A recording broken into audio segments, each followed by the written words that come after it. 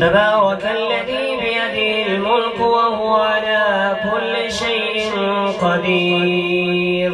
الذي خلق الموت والحياة ليبلوكم أيكم أحسن عملا وهو العزيز الغفور الذي خلق 7 سماوات طباقا ما ترى في خلق الرحمن من تفاوت فارجع البصر هل ترى من فطور ثم ارجع البصر كرتين ينقلب إليك البصر خاسئا وهو حسير ولقد زينا السماء الدنيا بمصابيح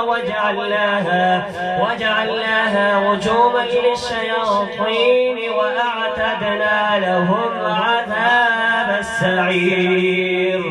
وللذين كفروا